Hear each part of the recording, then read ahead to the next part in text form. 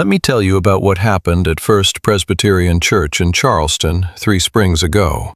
You might have heard pieces of it. Stories travel fast in our community, especially when they involve one of our own. This isn't a tale about vanity, though Lord knows we all have our moments in front of the mirror. It's about Rebecca Matthews, who taught 3rd grade at Marion Elementary for 5 years, whose father served as circuit judge for 2 decades, whose mother organized every church fundraiser since 1987. What happened that Saturday morning in front of 300 guests still has folks talking at Bridge Club and Prayer Circle. Some call it a cautionary tale. Others see God's hand in how it all turned out. But I believe it's about something simpler and more profound. How our deepest wounds can become our greatest purpose, and how the very thing we try to hide often becomes the light that guides others home. The organ pipes of First Presbyterian vibrated through 100-year-old floorboards as Rebecca Matthews took another unsteady step toward the altar.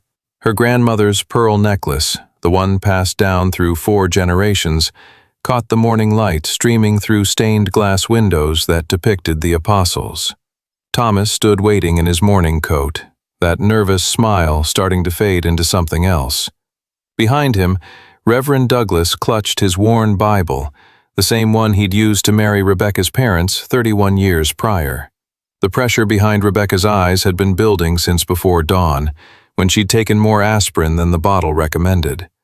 Her mother's makeup lady, Mrs. Henderson from the beauty parlor on King Street, had used half a container of foundation trying to cover what shouldn't have been there.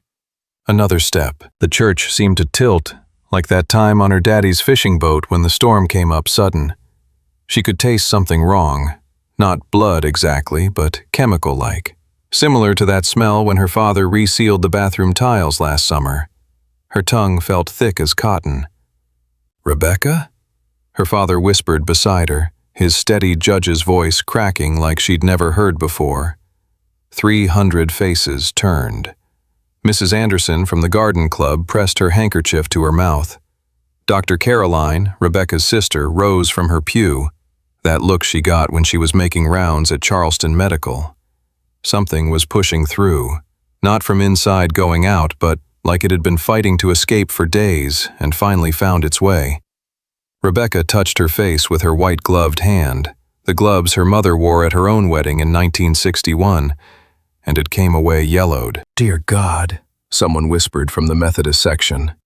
Rebecca's knees met the cold marble floor with a sound like dropped melons at the farmer's market.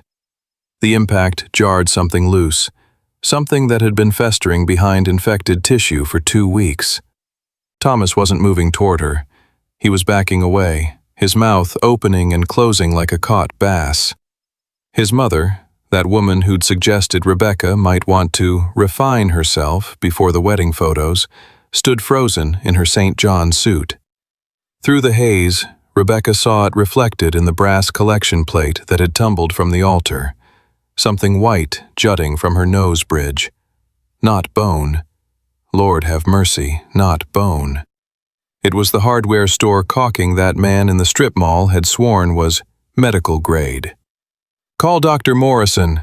Her father's courthouse voice boomed through the sanctuary. But Rebecca was already falling backward, thinking about her grandmother Rose's diary entry she'd read just last month while cleaning the attic.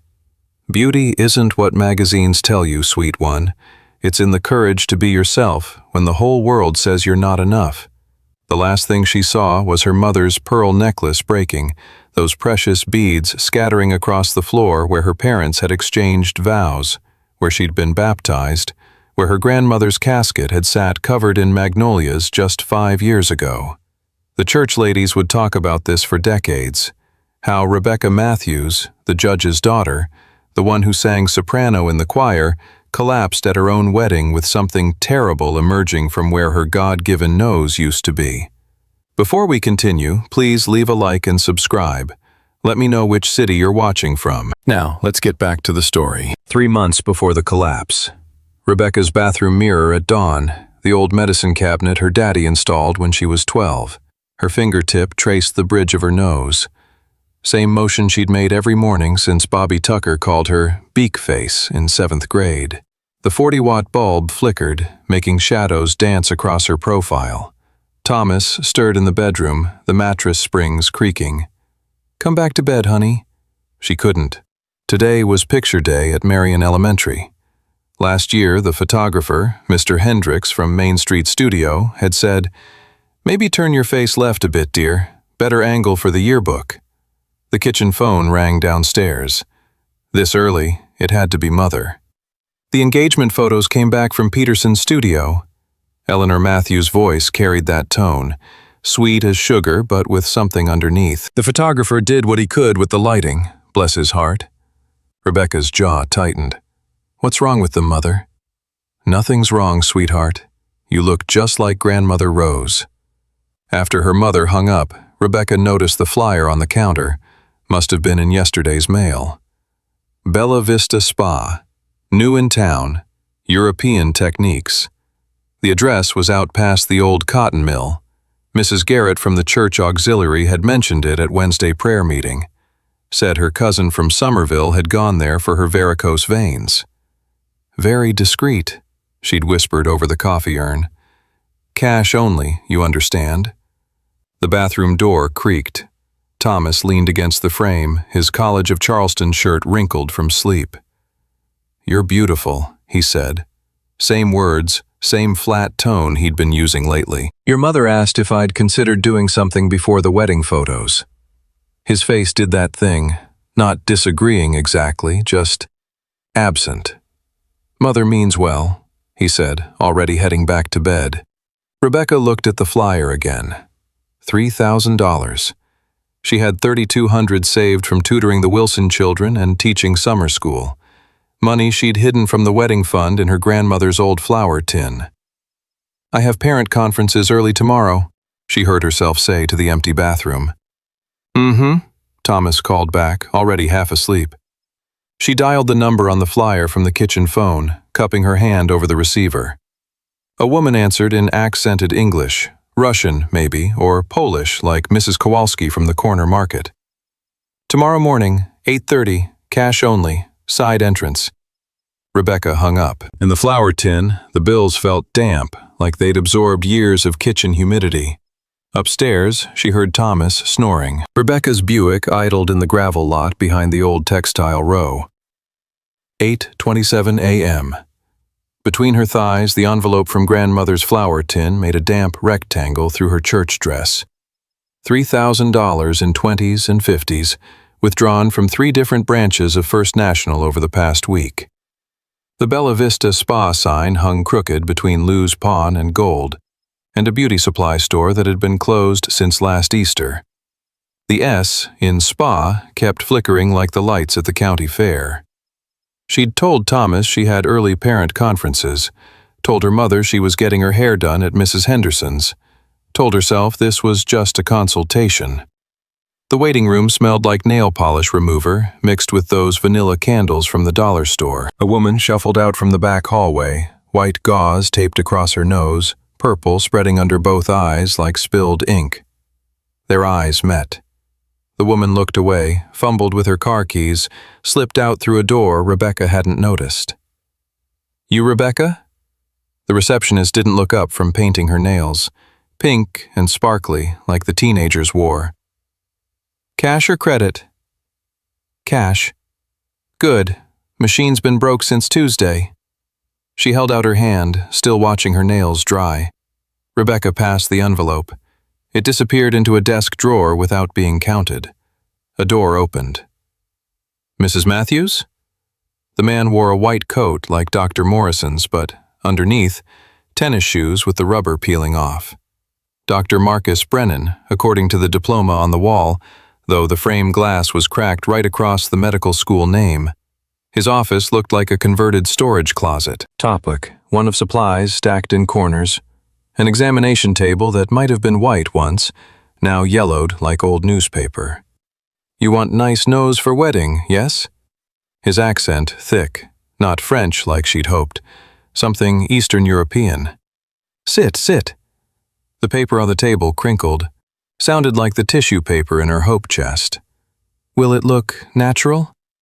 He pulled out a phone, one of those new portable ones the youngsters carried, and showed her pictures. Before and after shots, all with different photographer stamps on them. Very special technique, from Europe, not yet approved here because FDA so slow. He opened a drawer, pulled out a syringe with no label. The liquid inside looked cloudy, like milk left out too long. Shouldn't there be a nurse? Waste of money. I do everything myself. He snapped on rubber gloves. One had a tear near the thumb. Lean back. The ceiling had water stains shaped like the map of South Carolina she'd studied in 4th grade. The numbing cream he spread smelled wrong, like model airplane glue mixed with that artificial banana flavoring from the pharmacy. Is that supposed to burn? Beauty has price. He laughed, quick and sharp. His breath smelled like cigarettes and peppermint. The first injection hit like a wasp sting made of ice. Her vision went white at the edges. The examination table paper tore under her grip. Don't move. Second injection. Inside her head, a sound like stepping on pecans at Christmas. Her molars ached, sudden and deep. Third, fourth. She lost count. Each needle going deeper, spreading fire across her cheekbones, behind her eyes. Tears ran backward into her ears. The receptionist opened the door without knocking, held up a flashlight, the kind from Handy Hardware. The beam caught the doctor's hands, dirt under his fingernails like he'd been gardening. Last one. This injection went deeper, hit something that shouldn't be touched. Her left eye started twitching, wouldn't stop. All finish. 2 weeks, swelling go down. Perfect nose for wedding. No sun, no exercise, no touching. Rebecca sat up. The room spun like the tilt-a-whirl at the county fair. Can I see? No mirrors yet. Trust process. He was already at the door, stripping off the gloves, tossing them in a regular wastebasket. Take aspirin for pain. You already pay, yes? Good. Go home. In the parking lot, Rebecca caught her reflection in the car window, her nose already swelling, the bridge raised wrong like a mosquito bite. She touched it. Lightning shot through her skull. 3 blocks down Main Street, she pulled into the First Baptist parking lot and vomited into yesterday's coffee cup. The coffee had gone cold and bitter. It splashed back on her church dress. When she wiped her mouth with a tissue from the glove compartment, it came away with something that wasn't blood. Something yellow. Day 10. Rebecca's eyes opened to wetness on her cheek. The pillowcase beneath her face had soaked through. Not clear like perspiration from the humid Carolina night. Yellow-green, with threads of pink like the sunrise over Charleston Harbor. She peeled her face from the cotton. It stuck, pulled away with a sound like separating stamps for the church newsletter. The smell hit immediately. Sweet rot, like the ground beef she'd forgotten in the trunk after shopping at Piggly Wiggly last July. Her fingers found her nose, twice its normal size now. The skin stretched tight as the balloons at the Founders' Day parade. Hot, pulsing with each heartbeat like the bass drum in the church band. The bathroom mirror above the pedestal sink, the one Daddy installed when they'd moved in, showed what she already felt. The swelling had spread past her cheekbones, up toward her eyes. The skin across the bridge had turned purple-red with yellow spots like old bruises. When she leaned close to the glass, she could see something white beneath the surface, moving slightly when she breathed. The rotary phone on the nightstand. She dialed the number from the flyer. The number you have dialed has been disconnected. She dialed again. Same recording. Again. Her fingers shook on the rotary dial. Thomas knocked on the bathroom door. Honey, you've been in there since I got up for work. Stomach bug. Her voice sounded stuffed, like when she'd had pneumonia 3 winters back. Should I call in sick to the bank? Make you some of Mother's chicken soup? No. Too quick. I mean, I'm fine. Just need rest. His footsteps faded toward the kitchen. The coffee percolator started its morning gurgle. Rebecca, dressed in her loosest house dress, grabbed her pocketbook and drove out past the cotton mill to Textile Row. Parked in the same spot as 10 days ago. The Bella Vista Spa sign was gone. Through the window, empty room. White walls with rectangles where pictures had hung. Electrical wires dangling from the ceiling like Spanish moss. The beauty supply store was still closed, but Lou's pawn was open. The owner, Lou Hendricks, she'd taught his grandson, looked up from polishing a trumpet.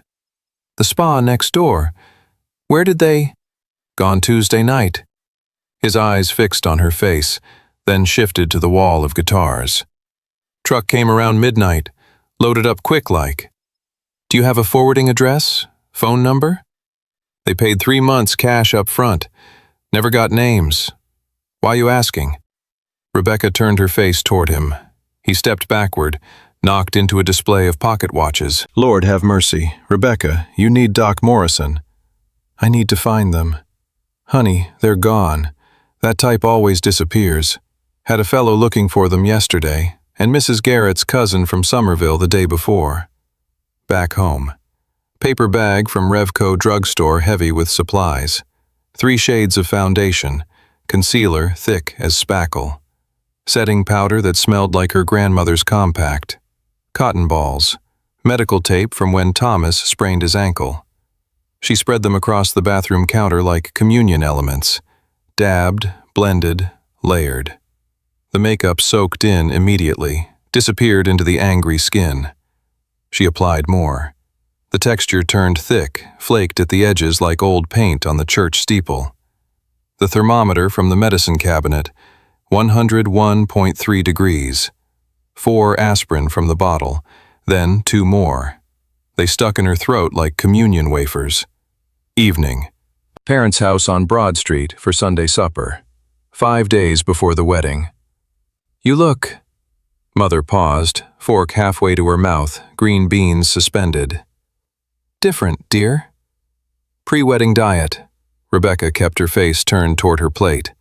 The smell of Mother's pot roast, usually her favorite, made her stomach turn. Caroline stared from across the mahogany table. Those doctor eyes. Diagnostic eyes. The whites of your eyes are bloodshot, and you're perspiring. My what? Your eyes. Red. And that sweating isn't normal for April. Wedding stress, you know how it is. Let me examine you. Caroline started to stand, her chair scraping the hardwood. I said I'm fine. The words came out sharp, wrong, like someone else's voice. Daddy set down his sweet tea. The glass against the wood table sounded like his gavel at the courthouse. What's going on here, Rebecca Ann? Nothing. Lord, can't everyone just… Rebecca stopped, swallowed. I'm sorry. The wedding planning, it's just overwhelming. You smell strange. Thomas hadn't spoken until now, had been cutting his roast into perfect squares like he did everything at the bank. Like metal? Or chemicals? New face cream, for the wedding photos, from Belk's. He set down his knife. The silver caught the chandelier light. Rebecca. Just her name. But the way he said it, flat, tired, distant, like he was already somewhere else.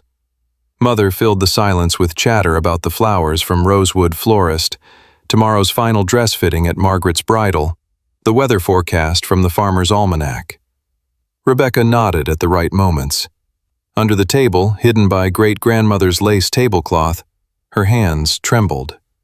Caroline hadn't stopped staring, those eyes that had spotted cancer in her patients, that had diagnosed heart conditions across a room.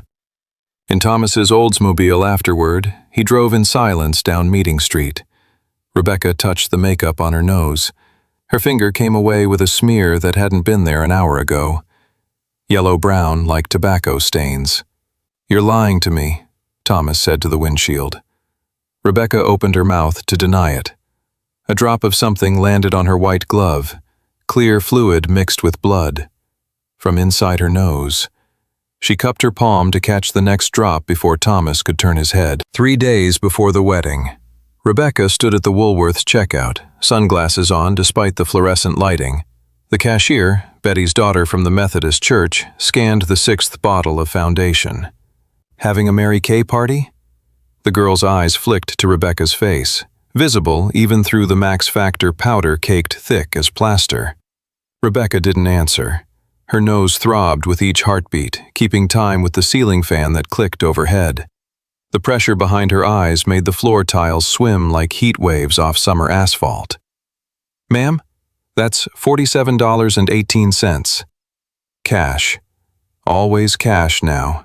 No checks with her name."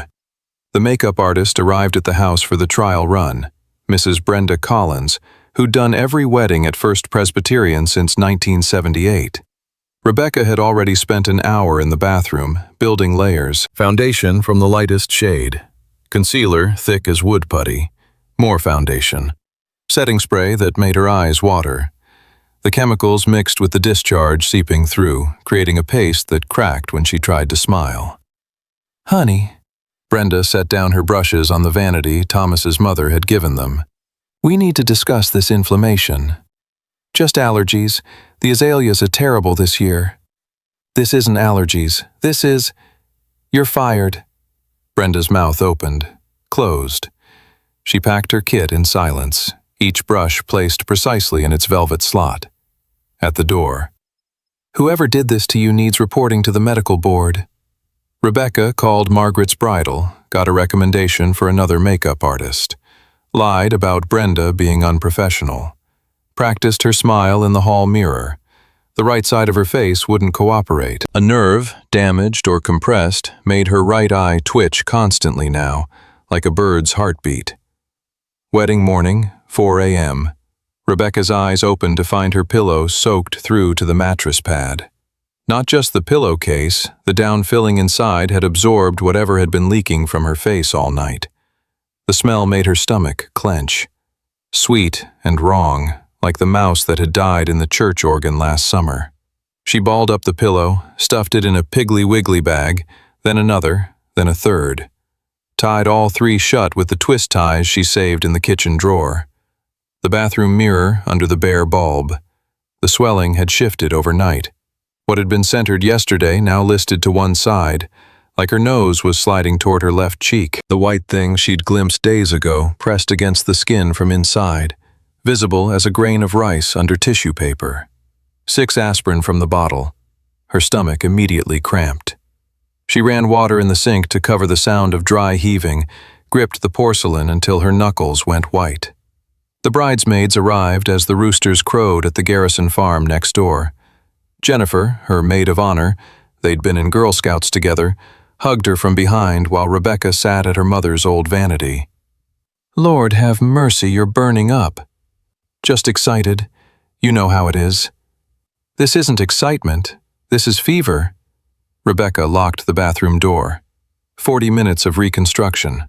The foundation wouldn't stick to the parts that wept clear fluid. She found Thomas's wood glue in the utility drawer, spread a thin layer as base, covered it with latex paint sample from when they'd redone the kitchen, then makeup over that.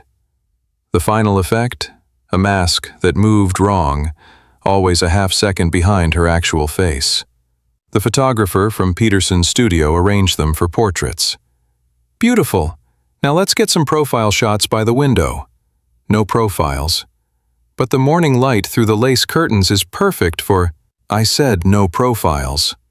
The photographer exchanged glances with his assistant, young Tommy Morrison, who'd graduated last year. They continued with straight-on shots only.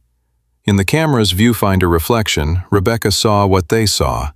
A bride whose face didn't match itself, whose smile pulled wrong, whose eyes watered constantly from the pressure building inside her skull. Her mother zipped the dress, grandmother's silk modified by Mrs. Chen at the alteration shop. "Dear God, Rebecca Ann, you're soaked with perspiration. Your underthings are damp clear through. Pre-ceremony nerves. This isn't normal. William, come here." Daddy's cool palm against her forehead. His face changed, that same expression from when he had to deliver death sentences at the courthouse. "Sweetheart, you're terribly ill." 300 people, Daddy." "They'll understand if—" "No, they won't." Caroline pulled her into the powder room, locked the door with the skeleton key. "Whatever you did, whatever went wrong, you need medical attention immediately. After the ceremony. Rebecca Ann, I can see subcutaneous matter through your skin. That's not—" "After, please." Caroline's face hardened like it did when she lost a patient. "If you die at that altar, I won't die. You don't know that. Please, Caroline, just let me have my wedding. Just let me have this one thing." Caroline unlocked the door, walked out, didn't look back. The church. 300 guests finding their pews, fans from Dickerson's funeral home waving in the heat. The organ, Mrs. Washington had been playing it for 40 years, tuning up with amazing grace. Rebecca stood with Daddy in the vestibule. Through the cracked door she could see Thomas at the altar. Navy suit from Dillard's, hair perfect with Murray's pomade, hands clasped in front of him. Daddy took her arm. The trembling traveled through her whole body now, made his cufflinks rattle. "Rebecca Ann, even now we can postpone. 300 people, Daddy. Those people don't matter one bit. Mother would never. Your mother would rather have you alive than married." The wedding coordinator, Mrs. Patterson from the Women's Auxiliary, appeared with her clipboard. "It's time." The organ swelled. Wagner's march filled every corner. The congregation rose as one. Rebecca took the first step through the doorway. The distance to Thomas. The same aisle she'd walked for Easter services, for Christmas pageants, for her own confirmation. But now it stretched like taffy at the county fair. The faces in the pews blurred. Her heel caught her hem. She stumbled. The marble floor rushed up. Rebecca's palm slapped against cold stone. The same marble Daddy's great-grandfather had shipped from Georgia in 1887. Her arms buckled. Her face followed. Cheekbone cracked against floor. Not her bone, something else. The sound echoed through the sanctuary like a branch snapping in an ice storm. Wetness spread beneath her face. Warm, thick. The smell. Rotting meat and Clorox mixed with her mother's gardenia bouquet scattered beside her head. She tried to push up, arms shaking like leaves in a thunderstorm. Collapsed again. On her side now, veil tangled around her throat like kudzu vines. Through the white tulle she saw Thomas. He was backing away. Step, step, step. His mouth opening and closing like a catfish pulled from the Santee River. "Call Dr. Morrison!" Daddy's voice. His courtroom voice that could quiet a mob. 300 hands reached for pockets, purses. Mrs. Anderson already at the vestibule phone. The wedding photographer, that Peterson boy, kept clicking his camera. Click, click, click. Force of habit or terrible instinct. Each flash burned Rebecca's eyes like looking at welding torches at the shipyard. Caroline's knees hit the floor beside her, fingers on Rebecca's neck, finding the pulse. "Nobody touch the protrusion. Lord help us, nobody touch it. What's happening to her?" Mother's voice high and thin as winter wind through pine trees. "Foreign body rejection, severe infection, possible septic shock." Caroline's hands worked, loosening the dress bodice, all those tiny pearl buttons grandmother had sewn by hand. "Someone tell them we need surgical immediately. Charleston General."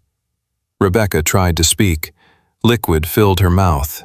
She spat. Red, mixed with yellow, mixed with something else. The congregation gasped. 300 voices at once, like wind through wheat. Is that plastic sticking out?" Aunt Martha's whisper carried in the church acoustics, bounced off the vaulted ceiling. Thomas finally moved. Not toward her, toward the side door where the choir entered. His mother, that woman in her navy St. John knit, followed, their heels clicking against marble. Click, click, click. Matching the camera, matching Rebecca's heartbeat. Everything sounded like something else now. Sirens, faint like mosquitoes, then louder, then screaming right into her skull. The heavy oak doors banged open. Paramedics in blue uniforms, the stretcher wheels squealing on marble, hands lifting her. The white thing in her nose shifted with the movement. Lightning shot from her nose to the back of her skull. "What was injected, ma'am?" The paramedic's face inches from hers, acne scars on his cheeks, black coffee and cigarettes on his breath. Korean special." her tongue thick as molasses. Where? What facility? Bella Vista Strip Mall. Past the mill. Caroline climbed into the ambulance. There's no licensed Bella Vista, nothing registered with the state board. The IV needle sliding into her arm, cold spreading up toward her shoulder. The ambulance lurched forward. Every pothole from First Presbyterian to Charleston General jarred the thing in her face. She felt it working, not deeper exactly, but sideways, like a splinter trying to surface. Blood pressure dropping. Different voice, female, young. How much of this stuff is in there? The first paramedic shining a pen light in her eye. Her pupil wouldn't contract right. Could be industrial silicone. Caroline, reading something. Lord have mercy. There were 3 other cases this month, same symptoms, same disappearing spa. The hospital. Ceiling tiles racing past like fence posts from a train. The fluorescent lights stabbing her eyes. Someone cutting her dress. 8 yards of silk grandmother had saved from her own wedding, ruined. Mother somewhere sobbing. Daddy's voice on the hallway phone with District Attorney Mills. Dr. Sarah Morrison appeared above her. Not old Dr. Morrison, but his daughter, the one who'd gone to medical school up north. Scrubs, mask, eyes that had seen this before. Rebecca? I'm taking you into surgery. The silicone has formed a granuloma. It's infected. We need to remove it immediately before… Thomas? Focus on me, honey. The infection is near your sinus cavity. If it reaches your brain… Is Thomas here? He's in the waiting room. A lie. Rebecca knew. Thomas was already gone, probably halfway to his mother's house on the Battery. The operating room. All chrome and white tile like the inside of an icebox. They transferred her to the table, the mask coming down toward her face. Count backward from 10. 10. The rubber sealed over her nose and mouth. The pressure made the protrusion shift again. 9. She saw Caroline through the observation window, still in her lavender bridesmaid dress, the hem stained dark with Rebecca's blood. 8. Daddy holding Mother in the hallway, Mother's pearls gone.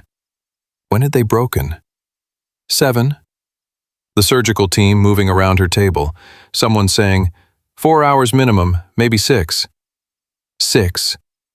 Dr. Morrison marking her face with purple ink. X marks the spot. 5. The anesthesia tasted like pennies and rubber bands, her eyelids heavy as winter quilts. 4. She thought she saw someone in the doorway. Not Thomas. A stranger with a camera. No, that was wrong. She was dreaming already. 3. The white thing in her nose moved on its own, beeping. Steady as the grandfather clock in Daddy's study. Each beep matched the pulse in Rebecca's face. No, where her face should be. Everything above her upper lip felt wrong, wrapped tight as tobacco bales at the old warehouse. Her left eye managed halfway open. White ceiling tiles, IV bag dripping clear. The smell of pine sol fighting something worse underneath. The same smell from when they'd found that possum dead under the church fellowship hall. Her tongue traced her teeth, tasted copper and rubber. A tube ran down her throat, thick as garden hose. She gagged. The monitors sped up their beeping. Footsteps, quick. Rubber soles squeaking like wet sneakers on gymnasium floors. She's awake, Caroline's voice. Page Dr. Morrison, the daughter, not the father. Fingers on Rebecca's wrist, checking pulse the old-fashioned way despite the machines. Caroline's hand cold as January well water. Rebecca tried to speak around the tube, just gurgling like the drain at the beauty shop. Don't try to talk. You've been intubated for 2 days. 2 days. The wedding was 2 days ago. Saturday turned to Monday while she slept. Rebecca's right eye opened slightly. The room came into focus. Her parents in chairs against the wall. Mother's makeup streaked into gray rivers down her cheeks. Daddy's suit jacket inside out over his shoulders like he'd slept in it. They'd been here the whole time. Thomas? The word didn't form right around the tube, but Caroline understood. Caroline's hand went to her uniform pocket, pulled out an envelope, bank stationery. Rebecca recognized Thomas's handwriting, same precise letters he used for loan documents. Caroline opened it, held it where Rebecca could see. "I can't do this. The deception is too much." Below the words, her engagement ring. The diamond from Krogan's jewel box caught the fluorescent light. Dr. Morrison entered, the daughter, Sarah. Scrubs wrinkled like she'd been living in them, eyes bloodshot. "Good, you're conscious. We need to discuss what we found." She pulled up a clipboard with photographs clipped to it. X-rays of Rebecca's skull, white masses where they shouldn't be, like storm clouds on a weather map. Industrial-grade silicone, the kind from Handy Hardware, used for bathroom caulking. It had formed multiple granulomas, these white masses here. The infection had nearly reached your frontal sinus. Another 12 hours. She didn't need to finish. "We removed what we could, but Rebecca, the tissue damage is extensive. The silicone had been breaking down, mixing with the infection, creating toxins. Your body was rejecting it violently." Rebecca's hand moved toward her face. Caroline caught it. "Not yet." "The mirror," Rebecca's words barely whispered around the tube. "After the bandages."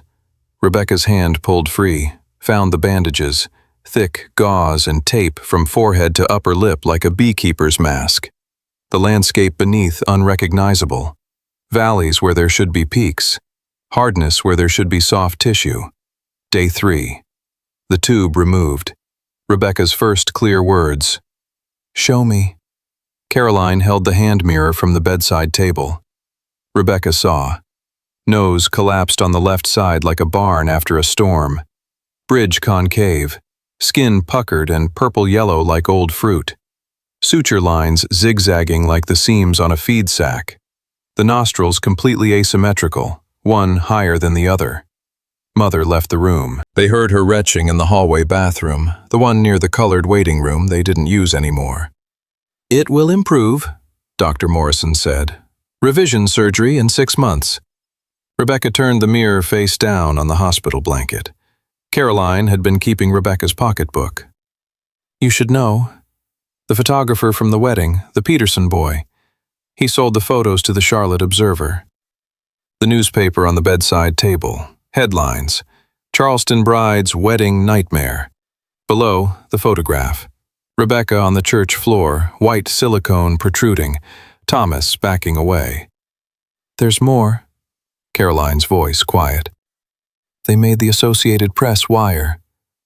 Daddy on the phone in the corner, his voice low and steady. "FDA investigator. Yes, 3 other victims. Fled the country.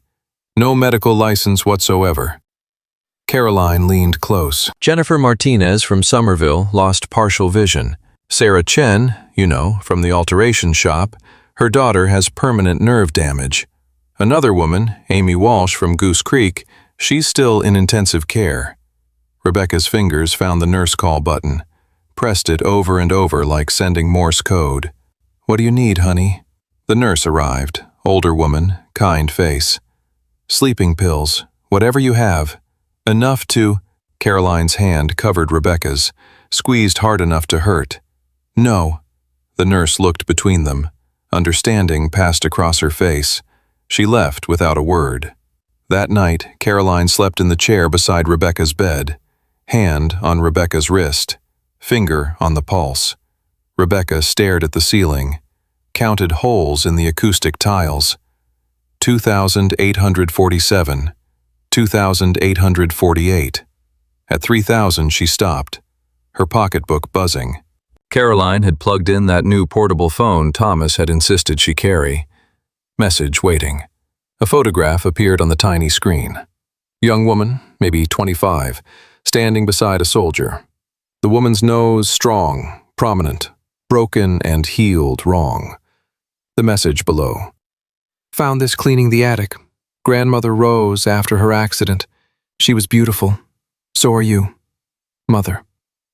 Rebecca enlarged the photograph, saw something she'd never noticed in all the family albums. Her grandmother's eyes in that photo. They held the same expression Rebecca had seen in her own mirror this morning. 6 months later, Rebecca's childhood bedroom. Same eyelet curtains Mother had sewn in 1962. Same dresser with the cigarette burn from when Cousin Eddie snuck a lucky strike during Thanksgiving. She'd been living here since the hospital, since Thomas vanished, since she became the warning story mothers told daughters at the beauty parlor. Mother's footsteps on the attic stairs, slow, each board creaking like it had when Rebecca used to sneak up there to read Nancy Drew. Something heavy, dragging. Thump, rest. Thump, rest. Found this cleaning out for the church rummage sale. Mother pulled a leather trunk through the doorway. Dust swirled in the afternoon light, slanting through yellowed curtains. Was Grandmother Rose's? The trunk's brass clasps had gone green with age. Rebecca's fingers left prints in the dust, thick as pollen. Inside, photographs with scalloped edges, letters tied with ribbon that crumbled at her touch. A diary with a cracked leather spine. Mother stood in the doorway. Couldn't look at Rebecca's face more than a heartbeat at a time. Nobody could. Even the mailman left packages on the porch now instead of knocking. The diary's first page, fountain pen ink faded to brown. January 3rd, 1952. Harold's mother said my nose was unfortunate. Harold threw his wine in her face. Ruined her dress from riches. I should have been mortified. I laughed instead. Rebecca's finger traced the words. Her grandmother's handwriting, same as Rebecca's. Same way of making the capital R. March 15th, 1953. Saw advertisement in Ladies' Home Journal for rhinoplasty. $500, might as well be $5,000 on Harold's army pension. He found the clipping in my pocketbook. We fought. He said, I fell in love with your profile against the sunset at Fort Jackson, not some magazine model. Pages and pages, years of entries about the nose Rebecca had inherited. Same doubts, same mirror-checking at Woolworth's, same comments from church ladies who meant well. June 8th, 1960. Rebecca born today, 7 pounds, 3 ounces. Has my nose already, poor dear. The nurse said, she'll grow into it. I wanted to slap her. My granddaughter is perfect as God made her. The rotary phone on the nightstand rang. Rebecca almost didn't answer. Miss Matthews? This is Betty Walsh from the Charleston Gazette. I know you haven't been taking calls, but I received a letter I think you should see. I don't want any more. It's from a young woman in Columbia. She says you saved her life. Rebecca drove to the Gazette office on King Street. First time driving alone since the wedding. People stared at red lights. She kept her face turned toward the driver's side window. Betty Walsh, they'd been in Sunday school together, handed her an envelope. Careful cursive on lined paper. Dear Charleston Gazette, please forward to Rebecca Matthews. My name is Jennifer Porter. I'm 22, getting married at Christmas. I saw what happened in your newspaper. I was scheduled at a spa just like that one. Same promises, same cash-only requirement, same woman with the accent on the phone. I canceled after seeing Miss Matthews' story. She saved me from making the same mistake. Please tell her thank you. Jennifer Porter, Columbia, South Carolina. Rebecca read it 5 times, folded it, unfolded it. There are 12 more, Betty said, from all over the Carolinas. Young women who canceled appointments after seeing the story. That evening, Rebecca sat at Daddy's desk with his good fountain pen, wrote her first letter to the editor. My name is Rebecca Matthews. 3 months ago, I paid $3,000 to destroy my face because I thought my nose wasn't perfect enough for wedding photographs. The man who did this, he's done it to others. We found 43 victims across 6 states. This is our story. The phone rang before she could seal the envelope, long distance from Columbia. Miss Matthews, this is Dr. Sarah Morrison from Charleston General. I have a proposition. The hospital conference room smelled like burnt coffee and chalk dust. Dr. Morrison across the table, sliding a folder to Rebecca. I want you to speak at medical schools. Show residents what happens when people prey on insecurity. You want me to be a cautionary tale? I want you to be a teacher, like you were at Marion Elementary. Rebecca's reflection in the polished table. distorted but still showing the damage. The collapsed left side, the ropey scars. There's more. I can offer revision surgery, no charge. But I need something from you. What? Document everything. Write about it for medical journals. Show the real recovery, not the magazine version. Rebecca's fingers found her nose, habit now. The texture still surprised her. Like tree bark where skin should be. There's someone else who wants to meet you, Dr. Morrison said. The door opened. A man entered. Tall, thin, scar through his left eyebrow. Miss Matthews? I'm James Patterson, FBI. We found him. Rebecca's hands gripped the table edge. Who? The man calling himself Dr. Brennan. Real name is Victor Kozlov. 1 year later, Marion Elementary, room 203. Rebecca wrote multiplication tables on the blackboard, the chalk steady in her hand now, no tremor like those first months. Miss Matthews? Small voice. Timothy Henderson, 8 years old, glasses sliding down his freckled nose. She turned. 23 third graders stared back. They'd stopped staring at her face after the first week of school. What happened to your nose? The room went quiet as church during silent prayer.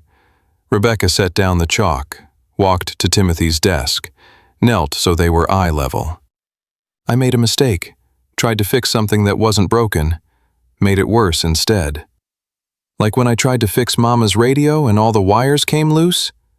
Exactly like that. The classroom door opened. Principal Hayes with a new student. Girl, maybe 9, brown curls, strong nose, curved like a red-tailed hawk's beak. Class, this is Sophia Mills. The girl's eyes scanned the room, stopped on Rebecca's face, didn't look away. After dismissal, Sophia lingered by the coat hooks. The other kids at my old school called me names, about my nose. Rebecca sat in one of the tiny student chairs. What did they call you? Witch nose, beak face. They called me Eagle Beak when I was your age. Sophia touched her own nose. Did it hurt? What happened to yours? The surgery hurt more than the names ever did. That evening, Rebecca's new apartment above the hardware store. Phone rang. James Patterson. They'd been having supper together every Tuesday for 6 months.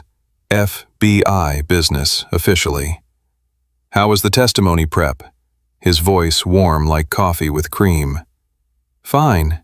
She was sitting on the second-hand sofa, feet tucked under. The congressional hearing was next week. Senator Mills still worried you'll freeze? He doesn't know me yet. No, James said. He doesn't. Listen, I'm driving down from Columbia tomorrow. Could we have supper? Not about the case this time. They'd had 37 suppers. Only the first 3 were about the case. Magnolia Grill at 7? I'll wear my good tie. Her coffee table covered with letters now, hundreds. From women across the South who'd canceled appointments, who'd changed their minds, who'd learned to look in mirrors differently. Phone rang again. Unknown number. She almost didn't answer, then did. Rebecca? Voice she knew. Thomas. After 2 years of silence. I heard about the congressional testimony, what you're doing. The foundation. Long pause, sound of papers shuffling. I was a coward. You deserved better. Silence. I'm married now. Met her at church. She had reconstructive surgery after a car accident. I knew how to support her because of what I learned from failing you. Rebecca said nothing. I'm sorry, Rebecca, for all of it. The line went dead. She held the receiver, listening to the dial tone. 2 months later, her parents' backyard. 50 guests under the oak trees Daddy's grandfather had planted. Caroline holding Rebecca's bouquet, daisies from the Piggly Wiggly, $3.99. James waited under the biggest oak. No altar, no orchestra.